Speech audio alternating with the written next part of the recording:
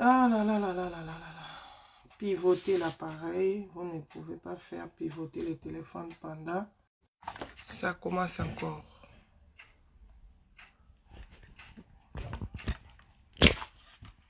Donc, shalom, shalom, shalom. Que Dieu soit loué pour la grandeur. Shalom, shalom, shalom. Je ne sais pas ce qui s'est passé avec mon téléphone depuis un certain temps. Quand je commence à faire les lives, mon écran refuse comment dire, de pivoter. Je ne sais pas qui bouge mon téléphone, qui a modifié les options.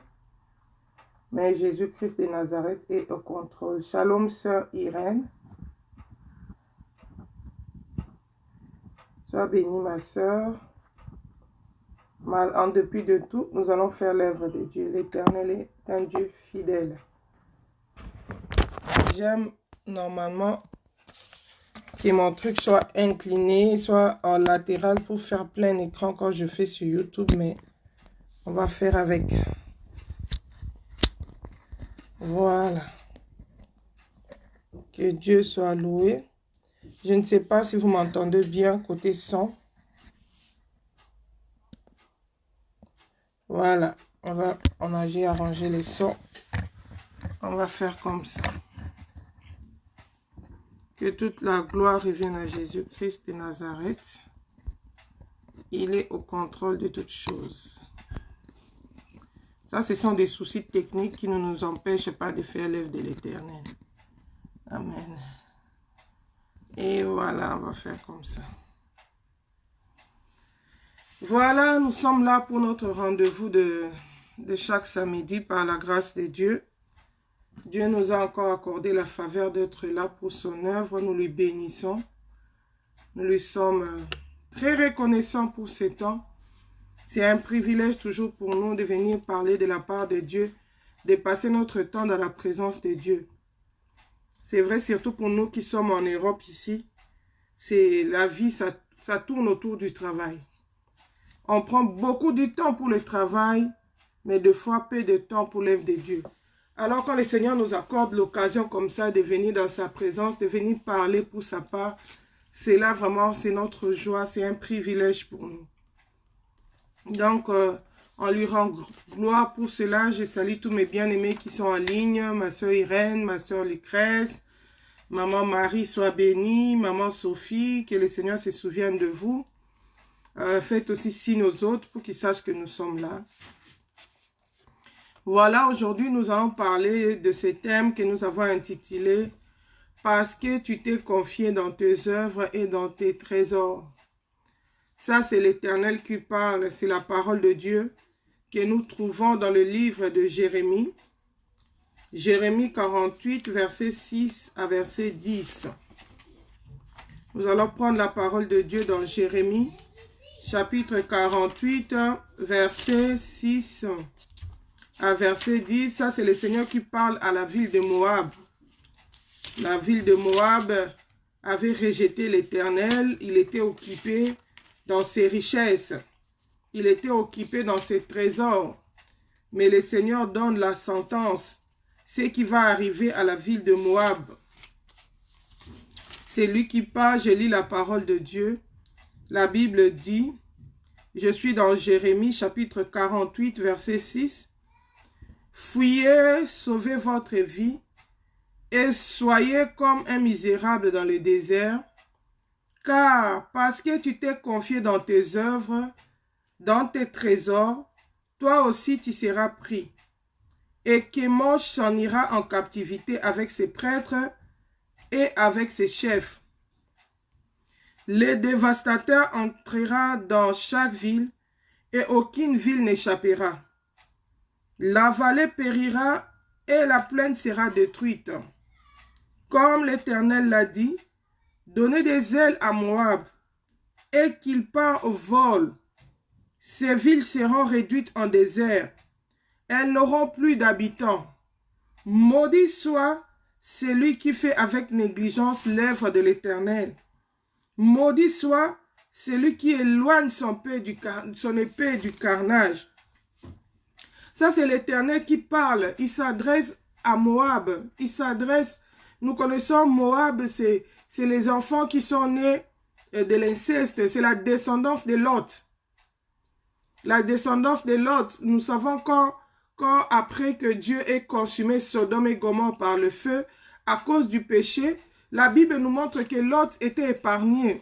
Nous savons tous comment la femme de Lot a péri parce qu'elle avait regardé derrière.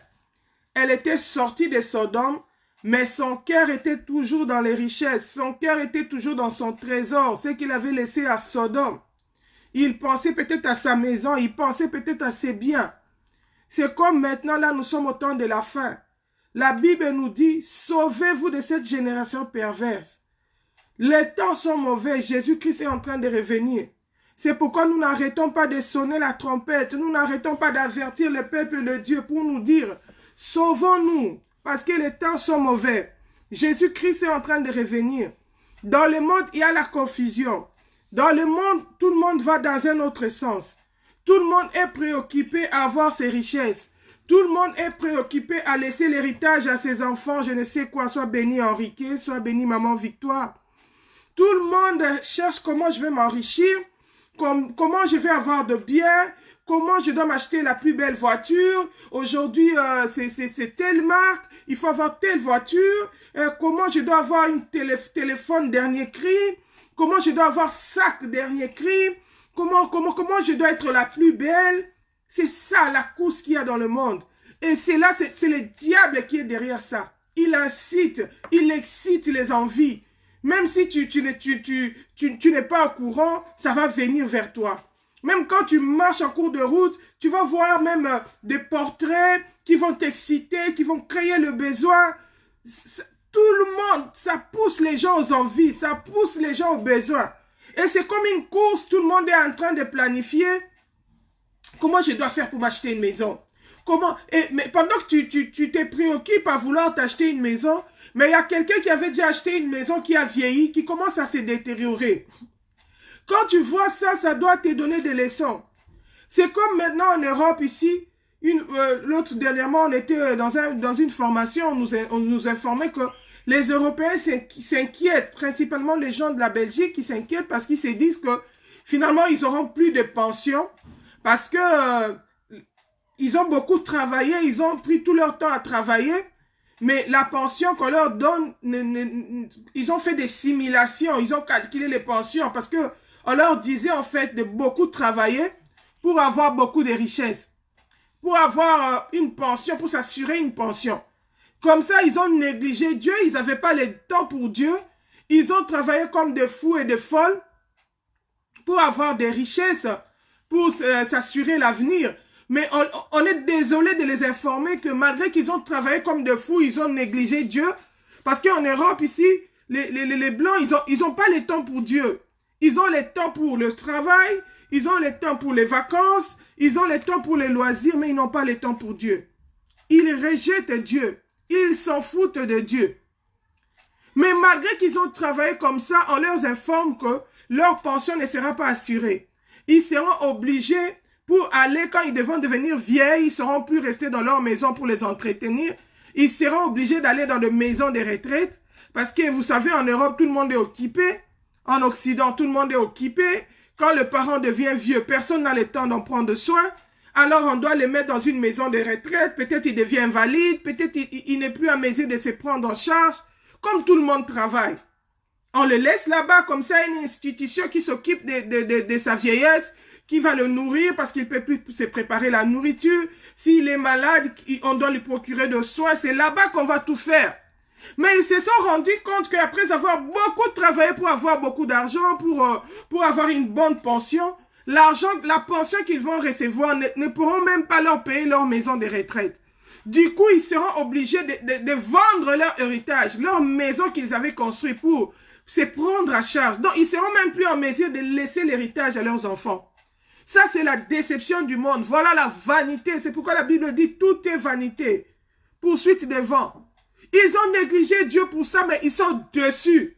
On leur informe que malgré qu'ils avaient tout fait, ils ont beaucoup travaillé, ils ont eu des richesses, ils ont eu des salaires énormes. Il y a une autre piège du diable, c'est quand tu gagnes beaucoup, tu paies aussi beaucoup de taxes. Donc malgré ils avaient de gros titres, ils avaient beaucoup d'argent, tout est parti dans les taxes. Donc ils sont taxés davantage, finalement, en gros, ils ne gagnent rien. Alléluia. Bien-aimés, nous sommes au temps de la fin.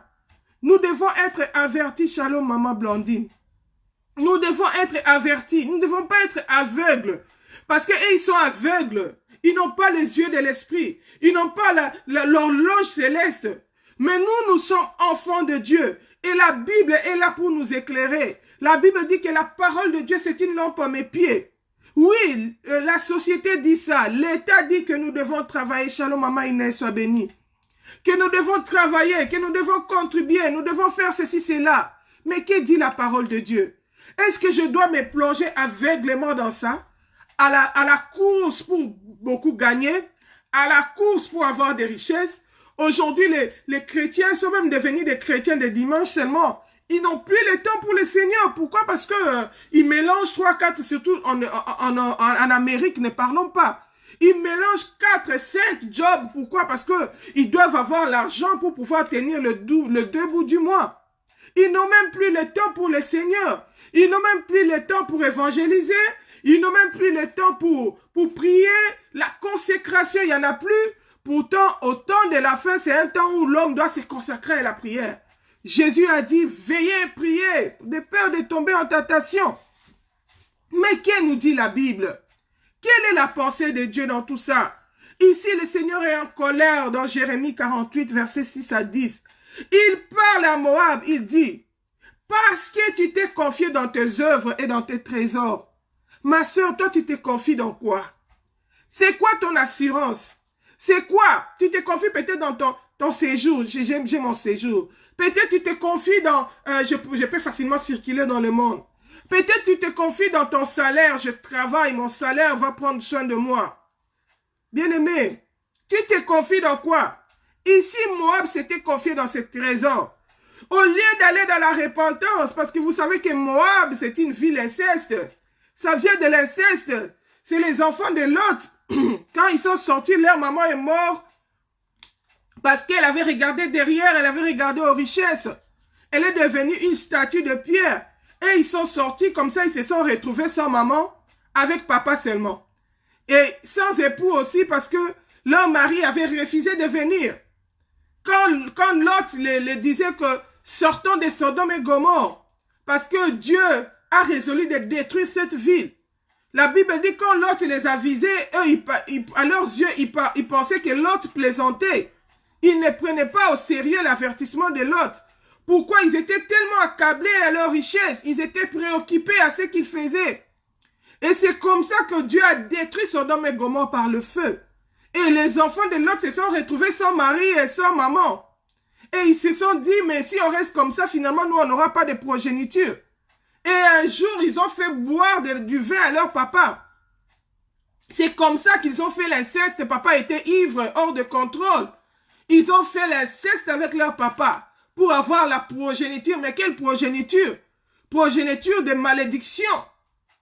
Oh bien-aimé. C'est comme aujourd'hui, tu vas voir un enfant de Dieu et attend le mariage, ça n'arrive pas. Il dit, non, non, moi je ne vais pas rester comme ça. Bientôt, je vais attendre la ménopause. Elle va faire un enfant dans le péché, dans la fornication. Ce qui ne glorifie pas Dieu. Oh bien-aimé, la Bible dit l'homme n'est pas le maître de son souffle. Tu ne sais pas ce que peut enfanter un jour. Tu ne sais pas, l'avenir ne t'appartient pas. Comment peux-tu prendre de si grands risques dans le péché? Et si cette même nuit, le Seigneur te redemandait son souffle, parce que tu ne connais pas le nombre de jours que le Seigneur a imparti pour toi. Bien-aimé, chacun de nous a le nombre de jours que le Seigneur a prévu pour lui. Dès le commencement, il sait que toi, tu vas vivre autant de jours, toi, tu vas vivre autant de jours. Tu vas prendre les risques, tu vas laisser un orphelin qui va souffrir pour rien. Oh, bien-aimé. Et si tu mourais dans ton péché, là, pendant que tu es parti accoucher, là, tu meurs. Tu vas aller où? Tu vas perdre ton âme, tu vas aller en enfer. Pourquoi? Pour un bien que peut-être tu n'auras même pas le temps d'en jouir. Oh bien-aimé, craignons l'Éternel. La Bible dit, Parce que tu t'es confié dans tes œuvres et dans tes trésors. Aujourd'hui, c'est la même chose avec l'Église. C'est la même chose avec les enfants de Dieu. C'est pourquoi nous sommes là pour sonner la trompette. Il faut faire très attention. Dans ce monde, il y a des systèmes qui nous poussent dans le péché. Il y a des systèmes qui nous éloignent de Dieu, qui nous refroidissent sans le savoir. Tu es très occupé. Tu n'as plus le temps pour le Seigneur. Or, la Bible dit, rachetez le temps car les jours sont mauvais. Mais il y en a aussi qui sont religieux. Ils pensent qu'ils s'occupent des choses du Seigneur. Alléluia. Mais ils le font avec négligence.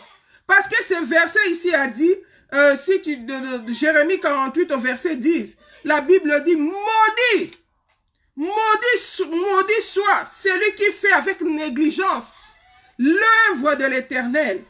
Maudit soit celui qui éloigne son épée du carnage. Tu as dit, non, moi j'ai pris, moi je pars à l'église. Comme aujourd'hui, cette course des richesses est entrée même dans l'église. Tout le monde est préoccupé d'avoir le méga church, le plus grand bâtiment du monde, la plus belle église. Tout le monde est occupé à moderniser l'église. De plus en plus, des églises se ressemblent à des tombeaux blanchis où Christ n'est plus. La vie de Christ n'est plus, mais on embellit seulement les bâtiments. Tout pasteur est préoccupé à avoir le plus grand nom, avoir des richesses, être connu, avoir peut-être une télévision, avoir peut-être la radio, avoir peut-être, s'acheter même des avions, pourquoi pas, des belles voitures, des belles maisons. C'est pourquoi aussi beaucoup sont tombés dans le piège du diable. Alléluia. La Bible nous dit ceci, dans le livre, dans le livre de, je suis dans 1 Timothée. 1 Timothée, chapitre 6, verset. Et croyant, gloire à Jésus, nous étions interrompus, mais ça nous fait des défauts, ça fait des pauses. Soyez patients, s'il vous plaît, je suis là. Donc, j'avais dit, nous allons lire dans 1 Timothée. Comme je suis au verset 6, maintenant la Bible dit, c'est en effet une grande source de piété avec les contentements. Car nous n'avons rien apporté dans le monde. Et il est évident que nous n'en pouvons rien emporter. Si donc nous avons la nourriture et les vêtements, cela nous suffira. Mais ceux qui veulent s'enrichir tombent dans la tentation, dans les pièges, beaucoup des désirs insensés et pernicieux, qui plongent les hommes dans la ruine et dans la perdition. Car l'amour de l'argent est une racine de tous les maux. Et quelques-uns en se sont égarés loin de la foi et se sont jetés eux-mêmes dans bien des tourments, ô bien-aimés. Au temps où nous sommes, c'est un temps difficile, c'est le temps de la fin. Et la Bible dit que les gens qui voudront s'enrichir, ils vont tomber dans beaucoup de pièges. Ils vont tomber dans la tentation. Pour savoir que le diable est rusé, il est mieux. Gloire à Jésus. Avant, dans les entreprises, on ne travaillait pas les week-ends. Les week-ends, c'était les repos. Mais on a crié dans les oreilles de tout le monde pour dire que nous devons beaucoup travailler. La vie devient dure. Il faut travailler. Je vois encore l'image de Sarkozy qui criait là. Il faut beaucoup travailler pour beaucoup gagner. Nous devons beaucoup travailler. Leurs idées qui viennent du monde des ténèbres. Les gens commençaient à travailler même les dimanches. Même les week-ends. Si tu pars chercher du travail, on va te dire il faut que tu acceptes. Cela a toujours des conséquences. Aujourd'hui, nous voyons les gens qui ont beaucoup travaillé, qui ne peuvent pas s'assurer leur pension. Ils ont détruit leur vie pour rien. Et ce n'est pas seulement l'argent qu'ils ne peuvent pas avoir. C'est même les foyers qui sont détruits. Dernièrement, je partageais avec une sœur. Elle était mariée pendant 7 ans. Elle a divorcé. Je lui ai dit, pourquoi ma sœur, pourquoi tu as divorcé? Il dit, bon, oh, je crois qu'on n'était pas faits l'un pour l'autre. J'ai dit, ma sœur, elle a fini par m'avouer pour me dire, non, tu vois, c'est le travail. On est chacun occupé dans son travail, on ne prend plus soin de l'autre. Et sans s'en rendre compte, ça crée un fossé. Et finalement, chacun est occupé à ses intérêts, et l'amour s'est refroidi, finalement, ça n'allait plus. Donc, le travail détruit même le foyer. Les parents n'ont même plus le temps de communiquer avec leurs enfants. Les parents n'ont même plus le temps de dialoguer, de partager, de mener la vie de famille. Ceux qui ont les enfants qui étudient, ils vont manger à la cantine. Après, ils vont aller dans la crèche. Shalom, pasteur Soba. Je ne viendrai que pour le prendre. Je vais seulement les récupérer de l'école. Comme ça, ils vont seulement venir manger. Ils vont seulement venir dormir. Je n'ai pas le temps. Même le temps entre les parents et les enfants, il n'y a plus le temps. C'est quel temps tu vas enseigner la parole de Dieu à tes enfants? C'est quel temps vous allez prier ensemble? Tu reviens du travail cassé, tu dois dormir parce que tu dois te réveiller à 5 heures, tu dois repartir. La femme est fatiguée. Tantôt, c'est elle qui prend. On n'a même plus le temps. Et le diable en profite pour détruire la famille. Et entre-temps, les enfants sont abandonnés à Internet. Ils sont tout le temps... Les téléphones remplacent les parents maintenant. Shalom, maman Christine, sois bénie. Les téléphones remplacent les parents. C'est les ordinateurs, les tablettes. Ça encore, c'est encore une autre piège de l'ennemi. Les diables viennent nous occuper dans les sociaux médias. Et qu'est-ce qu'il y a dans les sociaux médias là-bas? Il y a que les messages du monde des ténèbres qui conduisent les gens en enfer. Aujourd'hui, combien de foyers sont détruits? Tu vas voir la femme, il revient du boulot, elle est fatiguée, elle n'a pas le temps de dialoguer avec les enfants, de voir même les devoirs des enfants, de prendre soin du mari. Mais elle prend quand même le temps d'aller sur Facebook. Elle prend quand même le temps d'aller sur Instagram, tout ça. Et l'infidélité est entrée aussi via les sociaux médias. Il y a aujourd'hui l'infidélité virtuelle et ça conduit aussi à l'infidélité physique. Il y a maintenant des gens qui font l'impudicité via les sociaux médias, qui exposent les nudités. D'autres gens, c'est maintenant... Mais tout ça, ce sont les pièges du diable. Le diable met des systèmes, il nous occupe, il nous éloigne de la face de Dieu. Il nous éloigne, il nous refroidit spirituellement. C'est pourquoi la Bible dit, faisons attention. Tout ça au départ, c'était quoi? Avoir les richesses. C'était quoi? Il faut travailler dur pour avoir l'argent, pour pouvoir tenir deux bouts du mois. Et le diable s'est infiltré là-bas. Il est ruseux. Il est le père du mensonge. Tout ce qu'il nous propose, c'est la déception. C'est pourquoi la Bible dit, ceux qui voudront s'enrichir tomberont sous les pièges du diable. Tu vas voir aujourd'hui, il y a même des couples, ils vivent pas ensemble. Ils se voient seulement le week-end. Pourquoi? Parce que le mari travaille, je ne sais à combien de kilomètres. Il est dans un village ou dans quelque part, il reste là-bas. Conséquence, le foyer détruit. Oh bien-aimé, nous devons faire attention. Dans tout ça, dans tous ces systèmes qu'il y a dans le monde, ces systèmes qui nous distraient, ces systèmes qui nous éloignent de la pensée de Dieu. Quelle est la volonté de Dieu? La parole de Dieu doit être notre guide. La parole de Dieu doit être notre lampe. Timothée nous montre que les gens qui se disent, nous sommes dans notre église, ils sont préoccupés à avoir la belle église, à faire des cotisations. Aujourd'hui, si tu regardes dans le social media, c'est seulement qui va s'aimer autant, qui va donner autant. Nous voulons s'aimer. Prophète, man of God, prophète, toujours autour des richesses. Il faut sceller ta prophétie. Il faut donner ceci. Tu dois être prospère. Tu dois être riche. Tu dois tuer les sorciers de ta famille pour t'enrichir. Et après, les ennemis de ta bénédiction. Et après, la distraction est entrée même dans les prédications, dans les églises. La distraction, les gens deviennent religieux, mais ils s'éloignent de Dieu. Alléluia. La Bible nous montre ici, la piété, c'est un grand source, et le contentement, c'est un grand source de gain. Si nous avons la nourriture et les vêtements, cela nous suffit. Ça veut dire qu'un enfant de Dieu doit savoir faire le choix.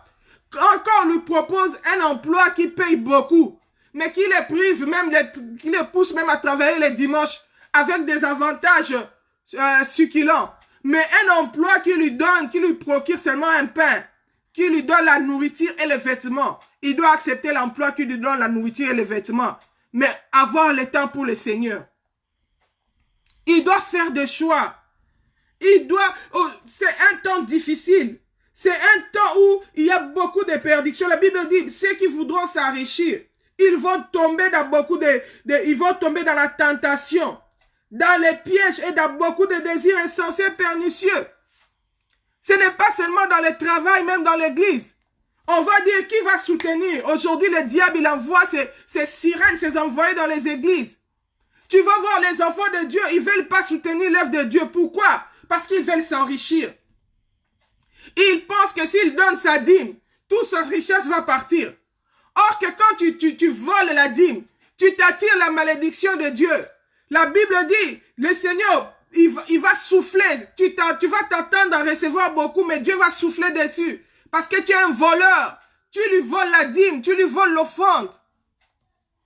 À cause de vouloir s'enrichir. On ne sait plus soutenir l'œuvre de Dieu.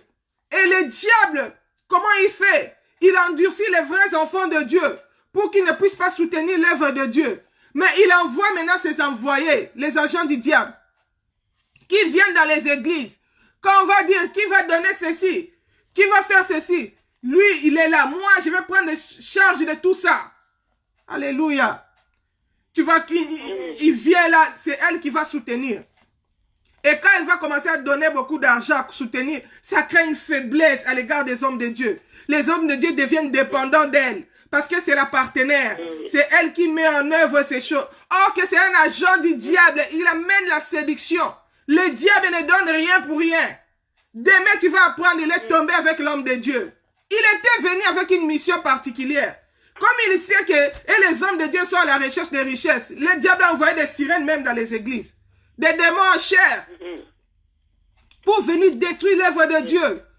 Pour venir séduire les hommes de Dieu. Pourquoi? Parce qu'ils recherchent des richesses. La partenaire, elle est partenaire. La crise économique, ça ne la frappe pas. Elle ne manque pas, elle a toujours de quoi donner. Et elle va se permettre de commencer à donner des ordres, l'église est détruite. Et il y a des gens, des personnes comme ça dans les églises, c'est comme des protégés des pasteurs. Des gens à qui il ne faut pas toucher. Si tu oses toucher, tu vas avoir toutes les foudres du pasteur. Pourquoi? Parce qu'il sait que c'est lui le partenaire par excellence. Oh bien-aimé, est-ce que tu connais l'état d'âme de ton partenaire là? Vraiment. Un partenaire qui vit dans le péché, qui ne se répand jamais. On la prêche la repentance, elle ne change pas. Elle et les rabbins ne changent pas. Mais elle donne toujours. C'est Saint-Esprit là qui te pousse à donner. Tes Saint-Esprit là ne te convainc pas du péché? On nous donnons par reconnaissance au Seigneur. Par son amour. Nous sommes frappés de l'amour de Dieu. Nous voulons les servir. Nous voulons les plaire. Mais plaire au Seigneur commence par l'obéissance de la parole. Ce n'est pas encore les offrandes. Souvenez-vous, la Bible dit que Dieu aime l'obéissance plutôt que le sacrifice. C'est pourquoi Joseph, quand la femme de Potiphar voulait coucher avec lui, il a dit, pourquoi pécherai-je contre l'Éternel? Pourquoi ferai-je ainsi mal à mon Dieu? Il voulait plaire au Seigneur. Il voulait faire la volonté de Dieu. Mais aujourd'hui, à cause des richesses, même l'œuvre de Dieu est détruite. Les gens sont devenus religieux. Les gens ne suivent plus le Seigneur. Quand tu leur parles de la repentance, tu leur parles du retour de Christ. Jésus les appelle à la repentance, ils s'en foutent. Ils sont confortables dans leur méga church. Ils sont confortables dans leur richesse. Quand tu leur demandes de se dépouiller, ils disent, hey, moi je vais laisser ça, mon bijou. Ils mettent leur espérance dans leur trésor. Oh bien-aimé, la Bible dit, amassez-vous des trésors dans le ciel, où la ruine ne peut détruire. Tu peux avoir des richesses de ce monde, c'est passager. Si tu meurs aujourd'hui, qu'est-ce qu'on va en faire? Même pas mourir, tu tombes seulement malade. Les cancers, quand ça détruit le corps, on ne saura même plus mettre les habits. Même ces mèches-là que tu t'attaches à ça, les câbles là. Si le cancer prend les cheveux, tu vas mettre tes câbles où? Oh bien-aimé, repentons-nous. Sauvons-nous de cette génération perverse. La Bible nous montre l'exemple dans Marc 10. Marc 10, versets 20 à 27. Nous n'allons pas lire, mais je vais parler de ça. Nous connaissons que c'est l'histoire du jeune homme riche. Cet jeune homme était religieux comme nous les chrétiens d'aujourd'hui. Il connaissait aussi les 10 commandements. Il appliquait les 10 commandements. Mais autant que ça ne touche pas à ses richesses. Un jour, il a croisé le maître. Il a demandé au Seigneur Jésus, qu'est-ce que je dois faire pour aller au ciel? Toutes ces églises qui sont dans le monde remplies de gens, surtout les dimanches. Oh mon Dieu, même si tu es dans Facebook, partout c'est des cultes, tout le monde prie. Tu vas voir des chorales, des choristes habillés comme des gens qui vont dans les discos, dans des boîtes de nuit. Mais dans la bouche, ils adorent le Seigneur. Tout le monde prie, tout le monde est occupé. Tout le monde a sa grande église. J'ai déjà autant de fidèles, ça me va déjà, mon avenir est assuré. J'ai déjà ma maison, j'ai déjà acheté. Bon, j'ai déjà acheté la voiture. Bon, je voyage dans le monde, je pars partout. Donc, mes richesses m'assurent déjà l'avenir. Oh, la Bible dit, il y avait un homme dans la Bible qui avait accumulé des richesses. Il a dit, j'en ai eu pour tout. Là, je ne vais plus travailler, c'est bon. J'ai suffisamment de richesses pour maintenant jouir seulement. Le Seigneur lui a dit, malheureux que tu es, tu ne sais pas que cette nuit seulement, je te redemanderai ton âme. Donc, tu as rejeté le Seigneur pour rien. Les richesses, tu ne vas plus t'en servir. Le Seigneur demande son âme. C'est d'autres personnes qui vont jouir de tes richesses. Ici, on nous montre l'exemple de la parabole du jeune homme riche. Nous allons quand même lire ça. Finalement, je suis convaincu de le lire. C'est dans Marc 10. Mais je ne vais pas tout lire. Je vais lire à partir du verset 20. La Bible nous dit ceci. Il répondit, Maître, j'ai observé toutes ces choses dès ma jeunesse.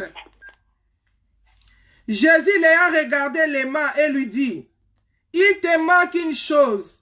Va, prends tout ce que tu as, donne-le aux pauvres, et tu auras un trésor dans les ciels.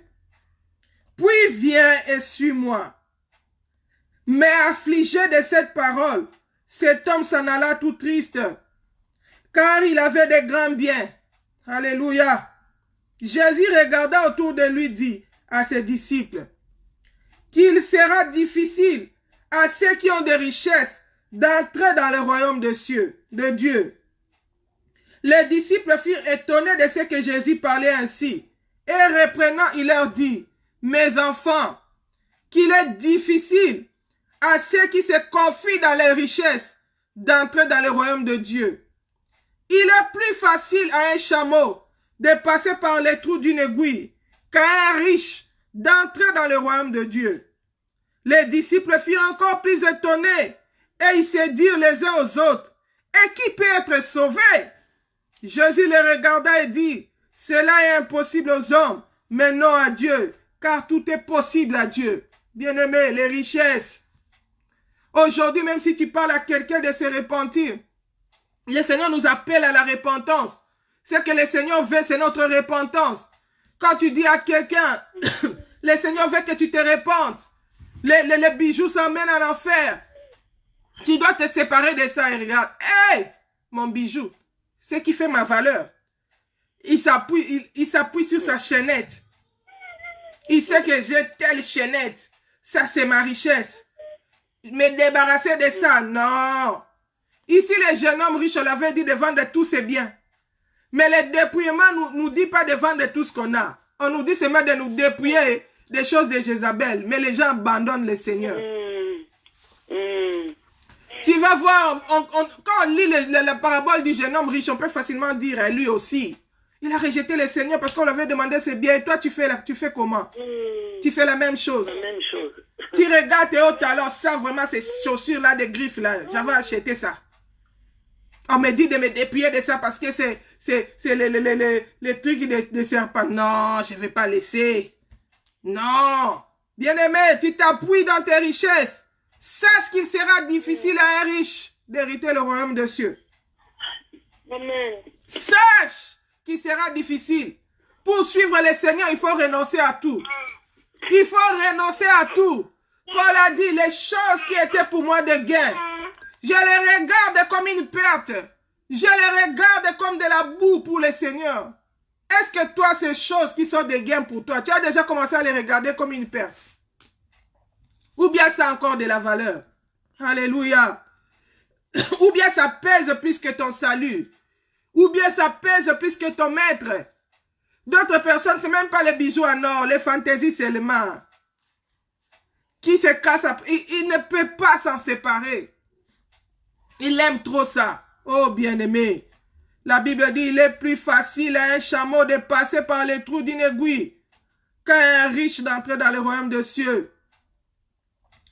Si tu lis l'histoire en bas, tu vas voir Pierre a dit au Seigneur au verset 28, Pierre s'est mis à lui dire, voici nous avons tout quitté et nous t'avons suivi. Toi tu as déjà tout quitté. Ce jeune homme riche a refusé de suivre le Seigneur parce qu'on lui demandait seulement de se débarrasser de ses richesses. C'est comme aujourd'hui, le Seigneur appelle tout le monde à la repentance parce que le Seigneur veut que tout le monde se répande, que tout le monde soit sauvé. Le message de la repentance est entendu même dans les églises. Mais les gens sont religieux comme ces jeunes hommes riches. Ils se contentent d'aller en liturgie. Nous, c'est seulement les 10 commandements. Moi, je ne prends pas la femme de quelqu'un. Je ne fais pas l'impudicité. Mais même si tu ne fais pas l'impudicité, si tu as l'amour de l'argent, la Bible dit que tu vas aller en enfer. La Bible dit que c'est la racine de tous les maux. L'amour de l'argent conduit aussi dans la perdition. Ça amène aussi les gens en enfer. Le péché, ce n'est pas seulement l'impudicité. Alléluia. La Bible nous appelle au contentement. Un enfant de Dieu ne peut pas être esclave des choses de ce monde. Tu es esclave de Jésus. Ce sont des moyens. Que tu t'habilles, ce n'est pas un péché. Mais tu ne dois pas être derrière ça. Tu dois poursuivre le salut. Prêt à te débarrasser de tout ce que le Seigneur te demande d'abandonner. À Pierre, on n'avait même pas demandé. Lui-même, il a déjà tout quitté. Il a suivi Jésus. La Bible dit, voici, nous avons tout quitté et nous t'avons suivi. Jésus répondit, je vous l'ai dit en vérité, il n'est personne qui ait quitté à cause de moi et à cause de la bonne nouvelle sa maison ou ses frères, ou ses soeurs, ou sa mère, ou son père, ou ses enfants, ou ses terres, ne reçoivent au centuple. Présentement dans ce siècle-ci, des maisons, des frères, des sœurs, tout ce que tu abandonnes pour le Seigneur à cause de l'évangile, tu les retrouves. Il te donne au centuple. Le Seigneur n'est pas là pour te faire souffrir, il veut ton bien. Mais ce qui importe pour Dieu, c'est le salut de l'âme. Et la priorité doit être le ciel. La priorité doit être le royaume des cieux. La priorité doit être le salut de notre âme. Alléluia. Amen. La Bible dit, Amen. des terres avec des persécutions et dans les siècles à venir la vie éternelle. Jette l'or dans la poussière. Laisse Jésus devenir ton or. Laisse Jésus devenir ta richesse. Tu vas avoir au centuple dans le siècle présent et dans le siècle à venir la vie éternelle. Jésus continue à dire, il dit, plusieurs des premiers seront les derniers et plusieurs des derniers seront les premiers. Faisons très attention. Il ne suffit pas seulement de prier. Il ne suffit pas seulement d'aller à l'église. Moi, j'ai prie, nous dans notre église. Mais rassure-toi que tu obéis au Seigneur. Que tu marches dans l'obéissance de la parole. Ne t'appuie pas sur ses richesses, sur tes biens, sur ton trésor. La Bible dit parce qu'ils se sont confiés dans leurs œuvres, ils seront brûlés, ils seront détruits. Dieu parle de Moab. Mais si tu regardes dans la parabole des conviés, dans Matthieu 22, verset 1 à 7, et aussi on les appelait, les maîtres avaient préparé les noces, on les appelait, on les conviait aux noces du maître, mais ils ont refusé de venir. Pourquoi? Ils étaient occupés à leurs œuvres. Ils étaient occupés. Alléluia. Matthieu 22, verset 1 à 7, la Bible nous dit, le royaume, je suis dans verset 2, le royaume des cieux est semblable à un roi qui fit des noces pour son fils. Il envoya ses serviteurs appeler ceux qui étaient invités aux noces, mais ils ne voulurent pas venir. Il envoya encore d'autres serviteurs en disant, dites aux conviés, voici j'ai préparé mon festin, mes bœufs et mes bêtes grasses sont tués, pour tout est prêt, venez aux noces.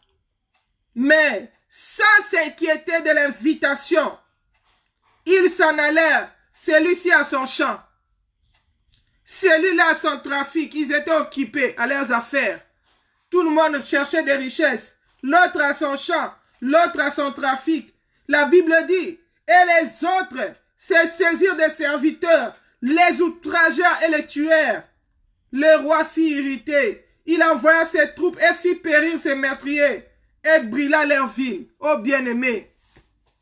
Aujourd'hui, le Seigneur Jésus-Christ a aussi préparé les noces de l'agneau. Il va revenir pour enlever son église. Il va revenir pour prendre son peuple. Mais le Seigneur nous envoie ses serviteurs pour nous avertir que les temps sont mauvais. Il nous envoie ses serviteurs pour nous avertir que nous devons nous préparer pour les noces de l'agneau, que nous devons aller dans la repentance. Le Seigneur nous envoie ses serviteurs. Mais la Bible dit, personne ne veut répondre à l'appel du roi.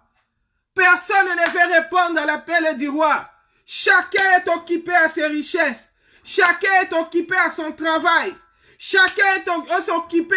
Si tu regardes dans d'autres versions, la Bible dit, je viens de me marier, je dois prendre soin de ma femme. La Bible dit, l'autre, je viens d'acheter une maison, je dois finir mes travaux. L'autre dit, je viens de faire ceci, cela. Oh, bien-aimés, ils n'avaient pas le temps pour le Seigneur. Le Seigneur les appelait à la repentance, mais ils n'avaient pas le temps. Ils n'avaient pas le temps de se préparer pour les noces de l'agneau. Ils étaient très occupés. Fais attention d'être trop occupé au point de ne plus avoir le temps pour le Seigneur. Car les temps où nous sommes, ce sont des temps difficiles. Ce sont des temps difficiles. Notre activité principale doit être la prière. Veillez, priez de peur de tomber en tentation. Sachez que dans les derniers jours, vous aurez des temps difficiles. Il y aura beaucoup de mal. Pour s'échapper, il faut une intimité avec le Seigneur. Pour s'échapper, il faut une intimité avec le Saint-Esprit. La Bible dit, d'autres ont saisi les serviteurs de Dieu. Ils les outragèrent et ils les tuèrent. Aujourd'hui, si tu parles de la repentance aux gens, oh, les gens te regardent comme quelqu'un qui vient du village. Il y en a qui vont te critiquer. Il y en a qui vont se moquer de toi. Regarde-les habillés comme quelqu'un des années 50. Regarde-moi, moi. Tout le monde est occupé à se faire belle, à chercher la crème la plus belle, à chercher le fond de teint qui va la faire paraître davantage. On va se moquer de toi. On va te regarder comme quelqu'un qui est sale. La Bible dit ils ont même tué. Il y en a même qui assassinent, qui parlent de mal des prédicateurs de la sainteté, qui avertissent le peuple que regardez, le maître est à la porte. Il n'y a plus le temps, ce n'est plus le temps de rechercher les richesses. Ce n'est plus le temps de la distraction. Bien-aimés, même les mondes, eux-mêmes qui ont recherché des richesses, ils sont dessus. Ils sont tombés dans les pièges du diable. Le diable les avait dit de beaucoup travailler pour beaucoup réussir. Le diable leur montre maintenant que même s'ils ont beaucoup travaillé, ça ne leur a servi à rien. Et il y en a qui se décident, ils disent non, je ne vais pas travailler toute ma vie, je dois jouir. Je dois partir à l'aventure, je dois partir dans les vacances. Oh bien-aimé, oh bien-aimé, le diable les a séduits pour rien. Toi ne tombes pas dans ces pièges-là. La Bible dit ils ont tué les serviteurs de Dieu. Ils ont tué les prédicateurs de la sainteté. Ceux qui les appelaient à se préparer pour les noces de l'agneau. Mais qu'est-ce que le maître a fait? La Bible dit dans sa colère, le maître a envoyé ses troupes. Il fit périr ses meurtriers et ils les brûlèrent. Bien-aimés, tous ceux qui rejettent l'appel à la repentance, tous ceux qui rejettent le salut de Dieu, leur sort c'est l'enfer, c'est la mort éternelle. La Bible dit on les a tués et on les a brûlés. On pouvait s'arrêter à la mort, hein? La mort éternelle dans les temps de feu. Négliger la parole de Dieu, désobéir au Seigneur a une conséquence. A une conséquence. Le salaire du péché, c'est la mort. Ne sois pas religieux, mais crains Dieu. Sers Dieu sans négligence. Ils étaient en train de servir, mais dans la négligence. Chacun occupé à leur trafic. La Bible dit, maudit soit celui qui fait l'œuvre de l'Éternel avec négligence. Maudit soit celui qui éloigne son épée du carnage. C'est le temps où il faut travailler pour l'œuvre de Dieu. Il faut évangéliser, il faut gagner des âmes. Il faut se sanctifier, il faut s'occuper des œuvres de l'œuvre de l'Éternel. Jésus dit, quand il avait 12 ans, ses parents l'ont laissé dans le temple et sont venus les chercher. La Bible dit, on lui a dit à Jésus, tes parents sont en train de te chercher. Il a dit, mais pourquoi ne savez-vous pas que je donne mon Dieu? Occupe-toi de l'œuvre de l'Éternel. Ne sois pas religieux. Non, bon, moi je prie à chaque dimanche, je pars à l'église. Notre pasteur, vous voyez, nous dans notre église. Bon, moi je travaille. Non, sers le Seigneur avec zèle. Alléluia. Nous allons lire la parole de Dieu d'Apocalypse. Apocalypse 3. C'est notre dernier texte. Nous voulons conclure. Apocalypse 3, verset 15 à 22. Que nous dit la parole? La Bible dit ceci. Je connais tes œuvres. Je sais que tu n'es ni froid ni bouillant. Puisses-tu être froid ou bouillant? Ainsi, parce que tu es tiède et que tu n'es ni froid ni bouillant, je te vomirai de ma bouche. On commence maintenant à expliquer c'est quoi, qu'est-ce qui a fait qu'il soit tiède. La Bible dit, parce que tu dis, je suis riche, la richesse. Je me suis enrichi et je n'ai besoin de rien. Et parce que tu ne sais pas que tu es malheureux, misérable, pauvre, aveugle et nu. Oh bien-aimé, tu vas voir quelqu'un quand il commence le ministère, quand il est encore incognito, quand il n'a pas encore la renommée, quand il a encore peu d'influence, il est humble. Mais en réalité, ce n'est pas l'humilité, il est simple. Parce qu'il n'a pas de quoi se vanter. Quand il va avoir la renommée, quand dans sa page YouTube ou si c'est Facebook, c'est 10 millions de vies, l'orgueil vient. Si tu lui parles de la repentance, la volonté de Dieu pour lui, il te regarde, tu as fini, vas-y. Il ne s'occupe pas de toi, il devient orgueilleuse. Il devient orgueilleux. Parce que lui, c'est lui le pasteur le plus connu. Lui, il marche avec des gardes du corps. Lui, c'est Dieu lui parle directement. Lui, il a déjà prié avec Moïse, il est déjà dans la droite, dans les lieux saints. Oh bien-aimé, humilie-toi. La Bible dit, je suis riche, je me suis enrichi, je n'ai besoin de rien. Et parce que tu ne sais pas que tu es malheureux, que tu es misérable, que tu es pauvre et nu, je te conseille d'acheter de moi de l'or éprouvé par le feu, afin que tu deviennes riche. Lui, il pense qu'il est riche, Dieu le voit pauvre, parce qu'il a rejeté le salut. Il a rejeté la vraie parole, la saine doctrine, la doctrine de la piété. Celui qui s'éloigne de la piété, il est là dans les querelles, il peut être là dans les titres. S'il est dans la titromanie, lui c'est le docteur, je ne sais comment. C'est lui qui connaît la Bible, qui a fait la théologie, qui a tous les titres du monde. Mais si tu rejettes la piété, tu vas en enfer. Oh bien-aimé, ta Bible dit, je te conseille d'acheter de moi de l'or éprouvé par les faits. Oh, rejette un peu ton or là. Il y a un or éprouvé par les faits que le Seigneur va nous donner.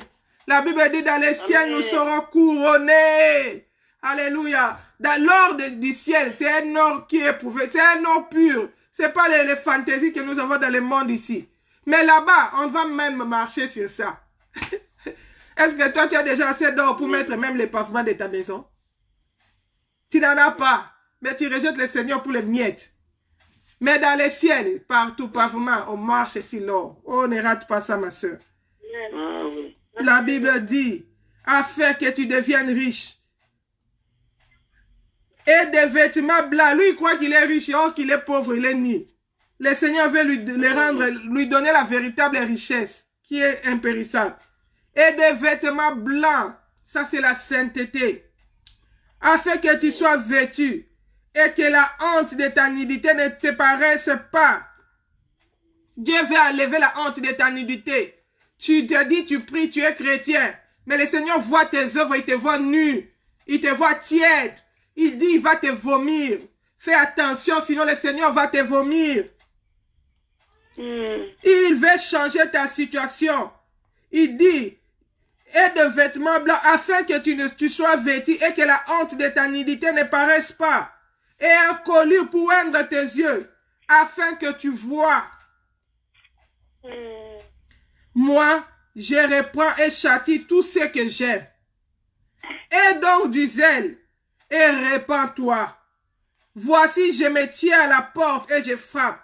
Si quelqu'un entend ma voix et ouvre la porte, j'entrerai chez lui. Je souperai avec lui, et lui avec moi. Celui qui vaincra, je le ferai asseoir sur mon trône. Oh, quel privilège de s'asseoir sur le trône de Jésus. Comme moi, j'ai vaincu et me suis assis avec mon Père sur son trône. Alléluia. Bien-aimés, Dieu nous appelle à la repentance et au zèle. Dieu veut que nous puissions les servir avec zèle. La Bible dit, ayez du zèle et non de la paresse. C'est quand la dernière fois que tu as gagné une âme au Seigneur? C'est quand la dernière fois que tu as évangélisé? C'est quand la dernière fois que tu es allé en retraite pour prier seulement pour soutenir l'œuvre de Dieu? Pour prier pour la conversion des âmes? C'est quand la dernière fois tu as pris ton temps pour prier pour les hommes de Dieu? Tu as remarqué une faiblesse. Tu as pris ton temps dans la prière. C'est quand la dernière fois? C'est quand la dernière fois tu as soutenu l'œuvre de l'Éternel avec libéralité? On ne t'a pas forcé, tu as regardé les besoins de l'Église. C'est devenu ton fardeau. Si aujourd'hui les agents du diable viennent prendre les dessus, c'est parce que nous, les véritables enfants de Dieu, nous ne soutenons plus l'œuvre de Dieu. Les diables voient maintenant des partenaires qui viennent du monde des ténèbres pour détruire l'œuvre. Oh bien-aimé, la Bible dit, répands-toi et aie du zèle. Répands-toi et aie du zèle. La Bible dit, c'est lui qui vaincra. Dieu va le faire asseoir sur son trône. Oh bien-aimé, quelle gloire de s'asseoir dans le trône avec Jésus. Quel privilège, ne rate pas cela. Aujourd'hui, le Seigneur nous appelle à la repentance. Aujourd'hui, le Seigneur veut que nous puissions revenir, que nous puissions les servir avec zèle, non avec négligence, que nous puissions lui redonner sa première place, qu'il prenne la place du roi. Il y aura un couronnement pour cela, il y aura une récompense, que le diable ne te séduise pas, qu'il ne t'amène pas là dans la distraction, ne tombe pas dans le piège de ce monde. Souviens-toi, Jésus-Christ revient bientôt. Voilà, nous allons nous arrêter là. Que le Seigneur bénisse sa parole. Que le Seigneur bénisse tous mes soeurs, mes frères qui m'ont suivi dans les sociaux médias. Ils ont eu beaucoup de patience avec le post qu'il y avait à cause de l'Internet. Que le Seigneur se souvienne de vous et que cette parole vous lave, vous purifie. Selon qu'il est écrit, déjà vous êtes purs à cause de la parole que vous avez entendue. Que cette parole ne nous laisse pas insensibles, qu'elle produise des fruits dignes de la repentance en nous. Que cette parole nous ramène dans le pied de Jésus-Christ, afin que s'il venait, nous puissions entrer dans sa gloire. Que le Seigneur nous bénisse, que le Seigneur vous bénisse.